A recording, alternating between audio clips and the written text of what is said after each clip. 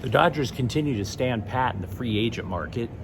We still have no idea if Dorian Thompson-Robinson is going to play for the Bruins in the Sun Bowl. And there might be a surprise reason as to why the Miami Dolphins got skunked by the Chargers defense on Sunday night.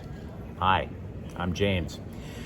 This is your daily dose of sports and snark for the greatest sports city in the world, Los Angeles. This is the faithful Angelenos morning report. I am still stuck in Anchorage, Alaska, where it is currently a degree. Not degrees, a degree. So what are you going to do in the snow, right?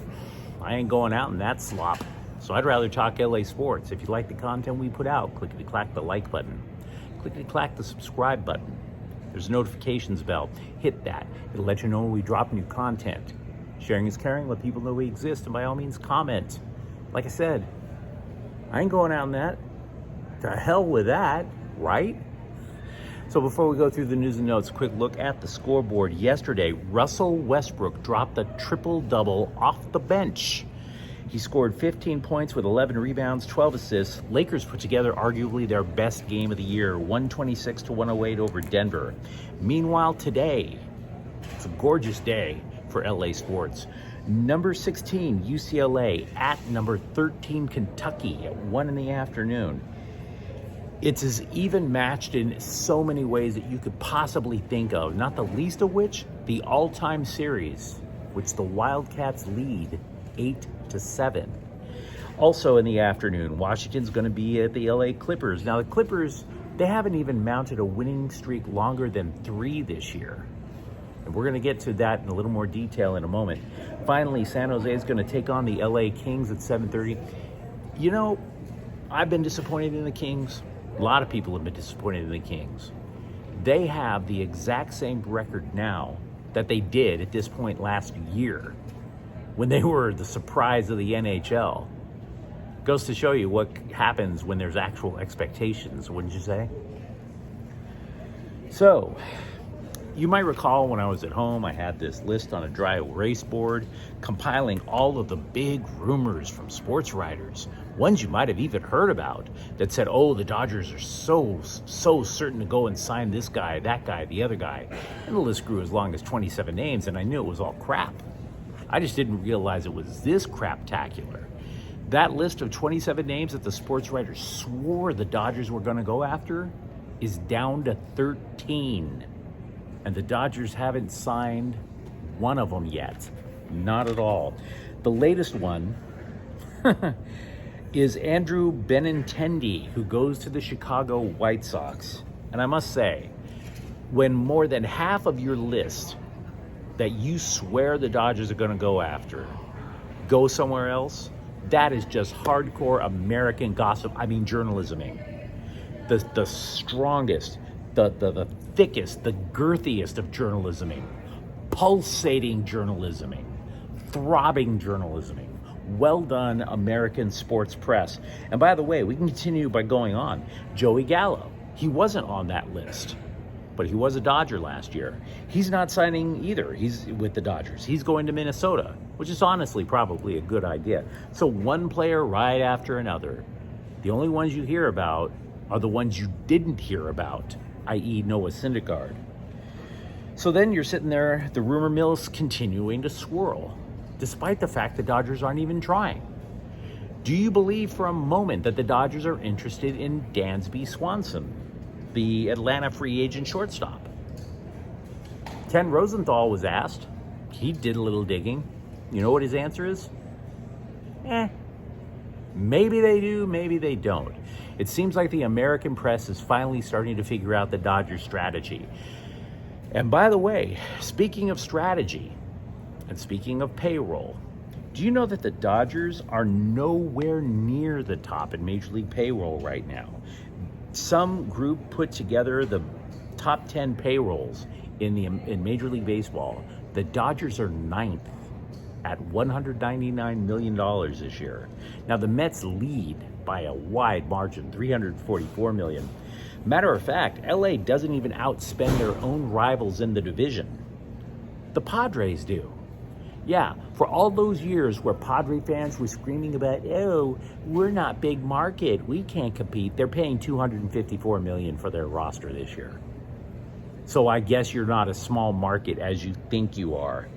San Francisco, by the way, they're at $200 million, which is just $1 million over LA, but it still counts. Even the Angels, a team that's about to be sold, is spending more on payroll this year than the Dodgers at $205 million. So it just goes to show you, the American sports press, I don't know what the hell they're thinking, but it damn sure isn't, how am I going to get more accurate sources? I'll tell you that. Speaking of accuracy, Dorian Thompson-Robinson is practicing with the Bruins. We mentioned that recently, which led to optimistic thoughts about, yeah, he's definitely playing in the Sun Bowl. He should be playing in the Sun Bowl. And then they asked him about it. Quote, it's still being determined, unquote, if he's playing in the Sun Bowl. Who knew? He said he's leaning towards playing. He just doesn't want to make it official yet. Having said that, there is good news over in Westwood. The class of 2023, the football recruiting class, has been strengthened with offensive lineman Tavake Tuikolovatu from Summit High School in Fontana. He's a 3-star recruit, the 75th best prospect in California. So there's going to be somebody coming in to at least block for whoever is a quarterback and running back next year. Over at USC, linebacker Shane Lee said he's going to be staying with the Trojans, which is something important. He likes the culture that's been built there under Lincoln Riley. In addition to that, Tuli Tuipulotu is undecided on whether or not he's going to go into the NFL draft. What is decided, he's definitely playing in the Cotton Bowl. He was telling the LA Times he does not want to abandon his brothers, as he called them. The offensive line, however, will be a question mark for the Trojans. You remember Brett Nealon, the center, he got hurt in the Pac-12 title game. Andrew Voorhees sat out the game due to nagging injuries. So we have no idea if he's playing either in the Cotton Bowl. Before the season began in the NFL, we were talking about a Chargers defensive back, Michael Davis, how he struggled so much the year before, dealing with a lot of personal issues. For lack of a better term, he even admits it, baby mama drama. Now, I don't necessarily know if it's all personal, because if you think about it, when he first came up, when he was first drafted, the defensive coordinator for the Chargers was Gus Bradley. Gus Bradley swears by the cover 3, which is a relatively simple and consistent defense to teach, and he did very well in that. Then comes Brandon Staley. Brandon Staley, when he was a defensive coordinator with the Rams, he was known for just thinking outside the box. It wasn't going to be just cover 3. There was going to be man-to-man. Also, you were going to be asked to press the wide receivers and hit them at the line of scrimmage. You could be lining up as a defensive back. You could be lining up as a linebacker. Just look at Jalen Ramsey over at the Rams. So there was some struggles there. And Davis, who was once a starter, was demoted.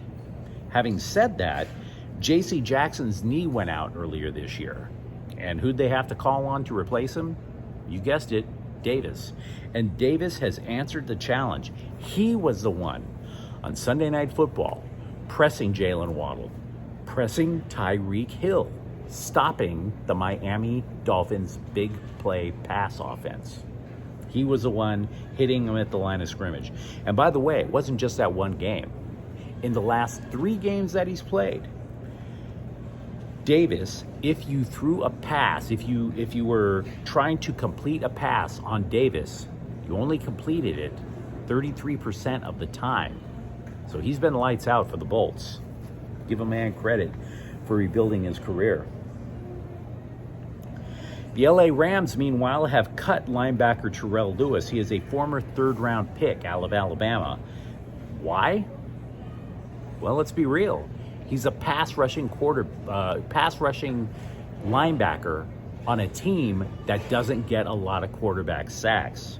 Defensive coordinator Raheem Morris said, by the way, he does like the progress of other players, specifically Michael Holt, Keir Thomas, and Daniel Hardy.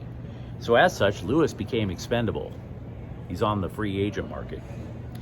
Offensive coordinator Liam Cohen, by the way, was asked if he was leaving the Rams to become the offensive coordinator over at the University of Kentucky. No update right now, he said.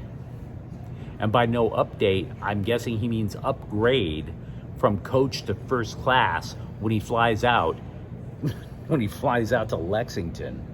Who are we kidding? Once that final whistle blows on the season finale, homeboy is either on a plane or on an Amtrak. I have no idea how, but he's out. The Lakers' Anthony Davis, he did play for half of the game against Denver last night. He left at halftime. It's either a foot or an ankle injury. He appeared to turn an ankle in the low post against Nikola Jokic. He's going to get an MRI to determine the severity. But at least at this juncture, the Lakers are optimistic it's not too bad. We'll have to wait and see what the MRI says. Clippers players are not naming each other when I'm saying what I'm about to say. They are not accusing each other of slacking either. And that's important because taken out of context, what I'm about to say makes it sound like they're turning on each other. That's not necessarily the case. But the team's players are frustrated that they are always taking the court short-handed. 2 nights ago, the Clippers lost. They lost to Phoenix. They were kind of humbled by him. Said Terrence Mann after the game, 100%. It's definitely real frustrating when we have a good thing going, about to start a nice little win streak, and then this happens, unquote. They're tired of going out there shorthanded. Again, nobody's saying that anybody's trying to fake an injury. They're just getting frustrated over trying to pick up the slack for everybody else. Toronto FC has signed former Galaxy midfielder Victor Vazquez. Now, Vazquez returns to Canada after 2 years in LA. He originally came to the Galaxy when the Galaxy hired manager Greg Vanney. Vanney, a former Toronto coach. The idea was Vazquez was going to be able to teach the Galaxy how Vanney wanted the team to play football/soccer. Having said that, right now, Victor Vazquez wouldn't get on the pitch that much. The Galaxy midfield is clearly the strength of the team. It is arguably one of the best midfields in MLS. Vazquez is the odd man out, so if he wants to keep playing, he's got to go somewhere else, which he did. But let me know what you think in the comments thread. How disappointed are you? Or do you think the Dodgers are using their head by staying out of the free agent market? Tell me what you predict for Dorian Thompson-Robinson. Tell me what you predict about Tuituli Pelotu if he goes to the NFL draft. Let me know what you think about the Chargers and Rams. And if you like the content, don't forget to subscribe to Faithful Angelenos. We talk LA sports here every single day, even when I'm near the Arctic Circle. Thank you for watching. I'm James. We'll be back tomorrow. Faithful Angelenos is a Kian Corte El Queso production. Take care.